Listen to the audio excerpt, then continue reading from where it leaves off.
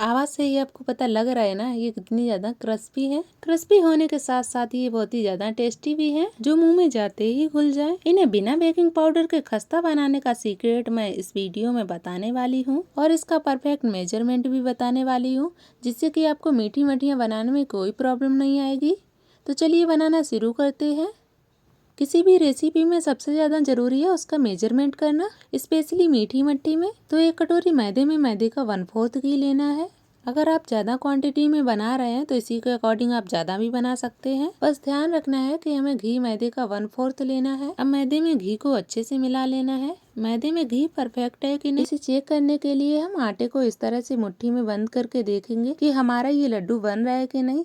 अगर लड्डू बन रहा है तो समझ आइए कि हमारा ये जो मैदे में मोयन है वो एकदम परफेक्ट है। तो अब हम इसमें थोड़ा थोड़ा करके पानी ऐड करेंगे। जब भी हम किसी खस्ता चीज को बनाते हैं तो इसके लिए हमें जो डो तैयार करना होता है वो थोड़ा सा सख्त तैयार करना होता है, तो इसीलिए हम इसमें थोड़ा थोड़ा सा पानी ऐड करेंगे, जिससे कि हमारी मीठी मठियाँ बहुत ही ज्यादा क्रिस्पी बन के तैयार होंगी। तो इसे हम अच्छी तरह से गूंथ लेंगे। तो अब डो बन के तैयार हो गई है। इसे हम 15 से 20 मिनट के लिए रख देंगे, जिससे कि हमारा जो डो है वो अच्छे से सेट हो जाए।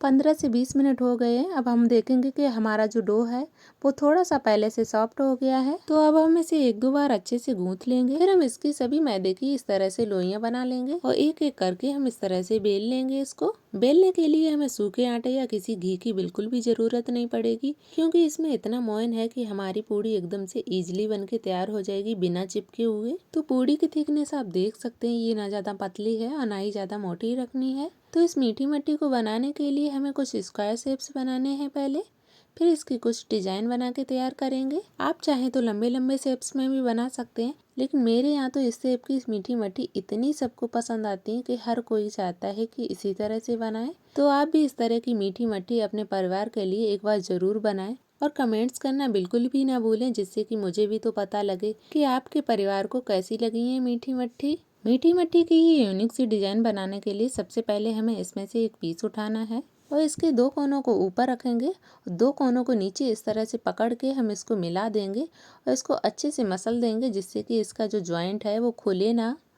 तो इसी तरह से हम सारी मट्टियों को बना लेंगे और इसके जॉइंट्स पे हमें खास ध्यान देना है कि इसे अच्छे से मिलाएं।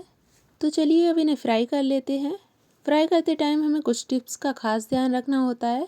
तो ये बहुत ही ज़्यादा ज़रूरी टिप्स हैं अगर आपको मीठी मट्ठी को क्रिस्पी बनाना है। तो सबसे पहले हमें ध्यान रखना है घी या तेल को हमें ज़्यादा गर्म नहीं करना है। अगर हम ज़्यादा गर्म घी में मट्ठियों को डाल देंगे तो ये ऊपर से तो सिक जाएंगी, लेकिन ये अंदर से पूरी तरह से सिक नहीं पाएंगी। तो इससे जो हमारी मठियाँ हैं वो एकदम क्रिस्पी बन के तैयार नहीं होंगी। तो इन्हें क्रिस्पी बनाने के लिए सबसे पहले हमें गैस की फ्लेम को हाई करना है। फिर जब हम इसमें मठियाँ डाल दें तो हमें इसे मीडियम फ्लेम पे कर देना है और मीडियम फ्लेम पे हमें तब तक पकाना है जब तक ये गोल्डन ब्राउन ना हो जाए।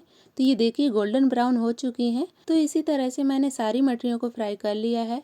तो आप देख सकते हैं ये कितनी ज़्यादा क्रिस्पी बन के तैयार हुई हैं। तो अब बारी आती है मठरियों को मीठा करने की। तो सबसे पहले हमें मेजरिंग का खास ध्यान रखना है, वरना ये हमारी जो मठरी है वो कम मीठी रह जाएगी या तो ज़्यादा मीठी हो जाएगी। तो इन्हें एकदम परफेक्ट मीठा करने के लिए हमने जो कटोरी मेजरिंग के लिए पहले ली थी मैदा के लिए, तो उसी के अकॉर्डिंग हमें यहाँ पे चीनी को लेना है। तो जितनी मैंने मैदा ली थी उतनी ही यहाँ पे मैंने चीनी ली है। चीनी को मेल्ट करने के लिए हमें पानी चीनी का आधा लेना है। पानी हमें बिल्कुल भी ज़्यादा नहीं लेना है, क्योंकि हमें जो चाशनी बना के तैयार करनी है वो हमें 3 तार की बनानी है और गैस की फ्लेम हमें मीडियम रखनी है और इसे बीच बीच में इस तरह से चलाते रहेंगे। चीनी हमारी मेल्ट हो चुकी है। तो अब हम देख लेंगे कि हमारी चाशनी कैसी बनी है। तो ये देखिए हमारी चाशनी अभी 1 तार की बनी है। तो इसे हम थोड़ी देर के लिए और पका के फिर देखेंगे कि हमारी चाशनी कैसी बनी है। तो ये काफ़ी गर्म है, इसलिए हम इसे स्पून में निकाल लेंगे और थोड़ा सा ठंडा हो जाने के बाद हम इसे उंगली और अंगूठे के बीच में इस तरह से लेके देखेंगे कि अगर इसमें 2-3 तार प्रॉपर बन रहे हैं तो समझ जाइए हमारी चाशनी बनके तैयार है। और अगर आपकी चाशनी में इस तरह से तार नहीं बन रहे हैं तो थोड़ी देर के लिए इसे और पकाएं और पकी हुई चाशनी को इस तरह से चेक करके ज़रूर देखेंगे। चाशनी जब हमारी पूरी तरह से पक जाए तो इसमें 4-5 इलायचियों को चीनी के साथ पीस के इस तरह से डाल देंगे और इसको हम अच्छे से मिक्स कर देंगे। मिक्स करने के बाद हम गैस की फ्लेम एकदम बंद कर देंगे। अब बारी आती है मठरियों को चाशनी में डालने की। जब हम इसमें मठियाँ डाल दें तो इसे कंटिन्यू चलाते रहेंगे और इसको ऊपर ऊपर नहीं चलाना है, इसको नीचे से लेकर ऊपर तक लाना है और चाशनी की इस पे अच्छी से कोटिंग करनी है। तो इसे 5-10 मिनट के लिए अच्छे से चलाते रहेंगे, जिससे कि जो चाशनी है वो अंदर तक अच्छे से समा जाए। कढ़ाई के थोड़े ठंडे होने के बाद ये हम देखेंगे कि हमारी ये जो चाशनी है वो पूरी तरह से मठरियों के ऊपर चिपक गई है। और जैसा कि मैंने आपसे कहा था कि इसमें मैंने कोई भी बेकिंग पाउडर या बेकिंग सोडा नहीं डाला है, तब भी ये इतनी ज्यादा क्रिस्पी बनी है।